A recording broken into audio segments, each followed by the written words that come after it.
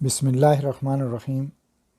Good morning, good afternoon and good evening आप तमाम को जो दुनिया के किसी भी टाइम जोन में या किसी भी खत्ते में रहते हैं, सबको अस्सलाम वालेकुम। Experts in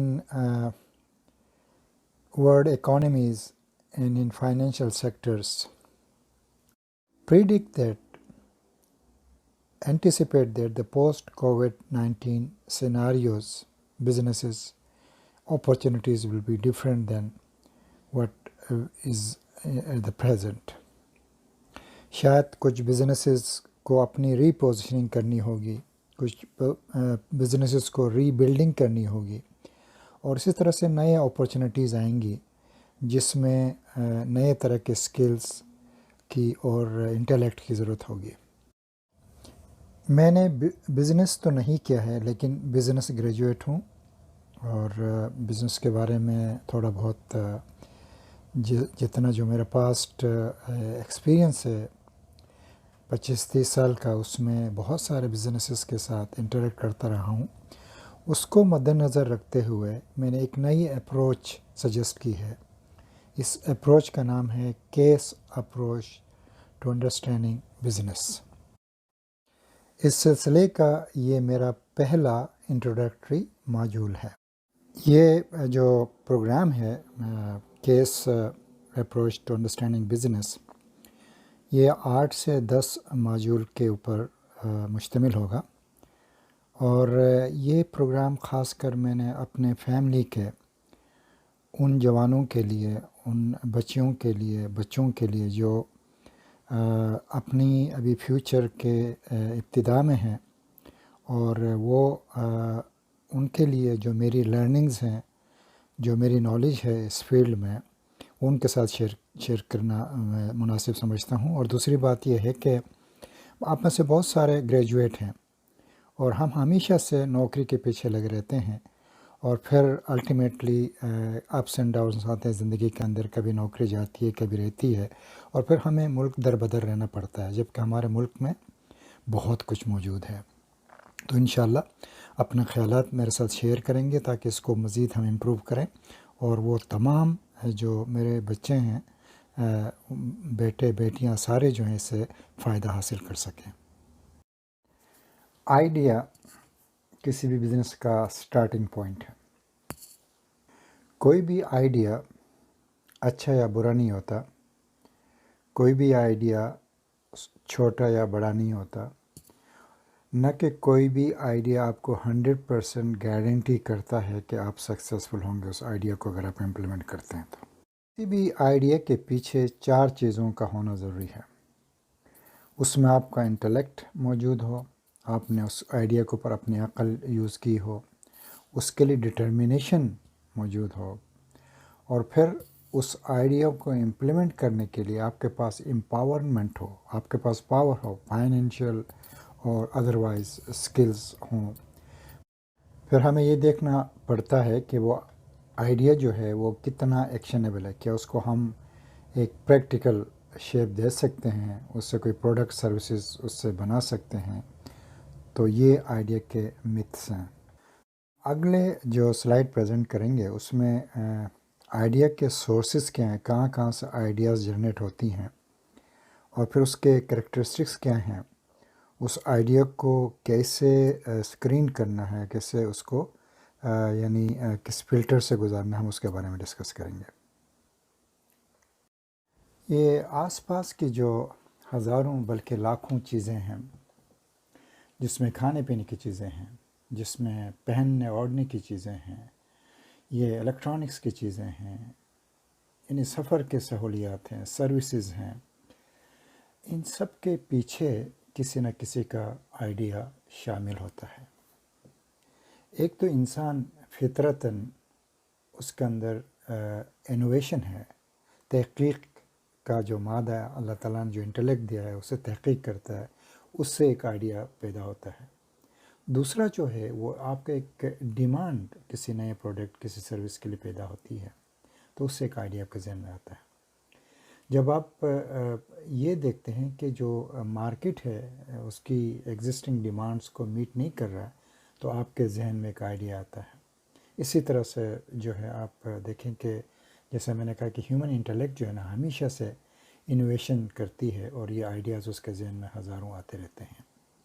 اور اسی طرح سے جب کوئی مارکیٹ ایک مونوپولسٹک ٹرینڈ پہ آتا ہے، یعنی میں جنگل کا بادشاہ ہوں کا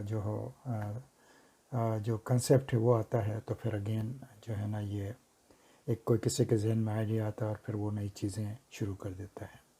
آپ کی آبزرویشنز جو ہوتی ہیں روزانہ کی چیزوں کو، آس پاس کے چیزوں کو مارکیٹ میں جب دیکھتے ہیں سوری، اسی طرح سے جو ٹریول آپ کرتے ہیں، ٹریول کے درمیان آپ کو چیزیں نظر آتی ہیں، دیکھتے ہیں، آپ کا ویژن جو ہے.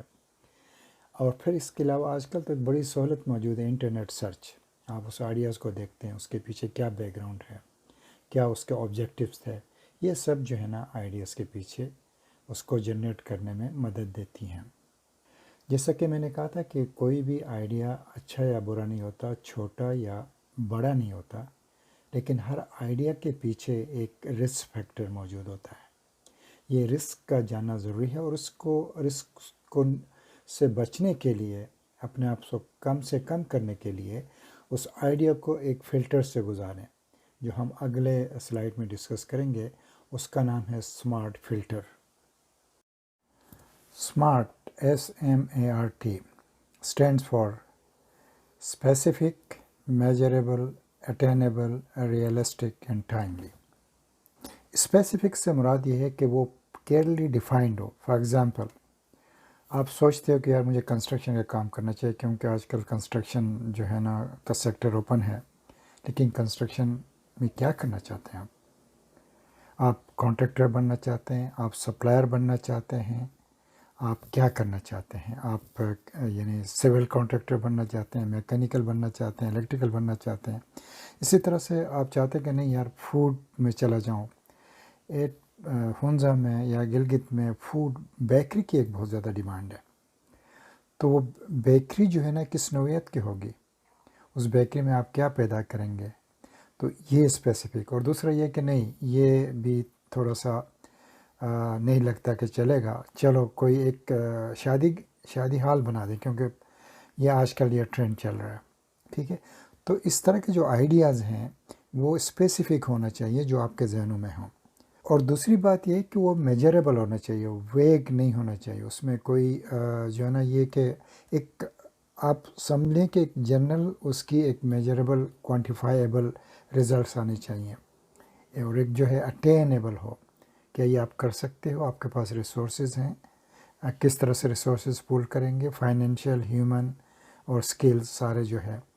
اور وہ ریئلسٹک ہونا چاہیے کہ اس کا دنیا یعنی ریئل ٹائم سے، یعنی ریئل دنیا سے اس کا تعلق ہو.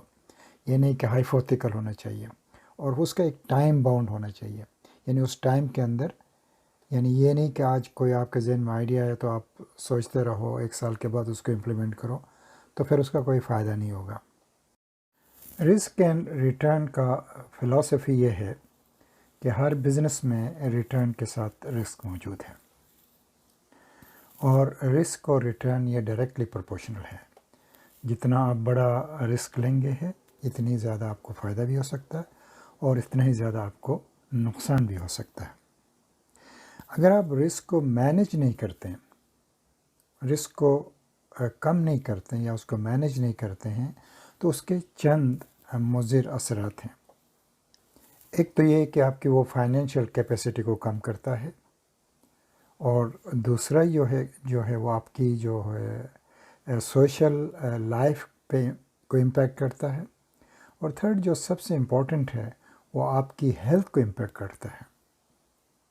نیکسٹ جو سلائیڈ ہے اس میں نے کوشش کی ہے کہ یہ جو ہیلتھ امپیکٹ ہے اس کو تھوڑا سا بتا دوں، اور اس کو میں ڈیٹیل میں ایک رسک اینڈ ریٹرن کے اوپر ایک الگ سے پروگرام کروں گا، جس میں جو ہے نا یہ ایکسپلین کر لوں گا. رسک مینجمنٹ کے 2 سنہری اصول ہیں. پہلا اصول یہ ہے کہ آپ رسک فلسفی کو سمجھیں، یہ سورس کیا ہے، کیسے پیدا ہوا، بجائے کہ اس کو آپ نفع نقصان کو جمع تفریق میں کرنا شروع کر دیں. پھر آپ اپنے رسک کو منیمائز کر سکتے ہیں، کم کر سکتے ہیں. دوسرا یہ ہے کہ جو آپ کے پاس اگر چھوٹا سا بھی کوئی مسئلہ آتا ہے بزنس کے اندر، وہ بہت چھوٹے درجے کا بھی ہو، تو اس کو اتنی اہمیت دیں کہ وہ آپ اس کو اٹینشن دیں اور فوراً اس کو ایڈریس کرنے کی کوشش کریں، اس سے پہلے کہ وہ آپ کے قابو سے باہر ہو جائے اور فیٹل ہو جائے۔ تیسرا ایک اصول ہے جس کو کہتے ہیں رسک ٹرانسفر۔ تو وہ رسک ٹرانسفر کیسے کرنا ہے، وہ اصول یا وہ ٹولز یا وہ ٹیکنیکس، وہ اسٹریٹجیز جو ہیں، میں انشاءاللہ رسک اینڈ ریٹرن ماڈیول میں ڈسکس کروں گا۔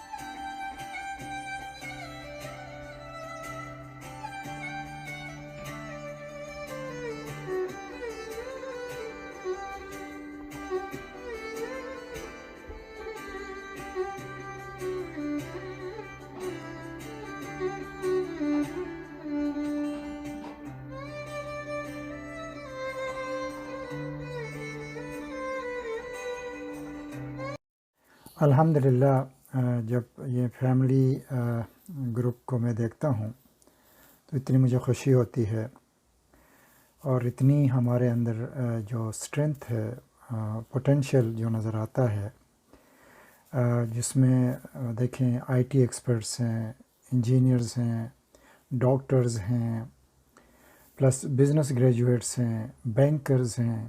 کیا کمی ہے؟ صرف ضرورت اس بات کی ہے کہ ہم اس اسکلس کو، اسٹرینتھ کو آرگنائز کریں اور اس کو پازیٹیولی یوٹیلائز کریں۔ میرا انٹینٹ جو ہے یہ پروگرام کا یہ ہے کہ میں چاہتا ہوں کہ جب ہم اس کو آگے بڑھائیں گے تو بزنس کے جو پرنسپلز ہیں، وہ اصولز ہیں، اور جو بھی آپ پارٹیسپیٹ کر سکتے ہیں اس میں میرے ساتھ پارٹیسپیٹ کریں، تاکہ ایک پورا ایک ٹریننگ پلان تیار ہو جائے، اور آخر میں 5 آئیڈیاز کے اوپر آپ کے ساتھ ایک بزنس پلان، یعنی 5 بزنس پلانس، 5 بزنس پلانس ہم تیار کریں گے، جو کم از کم ایک گائیڈ لائنز ہوں گی جو بھی اس بزنس میں جانا چاہتا ہے۔ ایک چیز نوٹ کریں کہ حضرت امام نے کہا ہے کہ ابھی ریسنٹ جو فرمان ہے اس میں حضرت امام نے فرمایا ہے کہ ری بلڈنگ کریں، ری پوزیشننگ کریں ہیں، اور ورک ٹوگیدر۔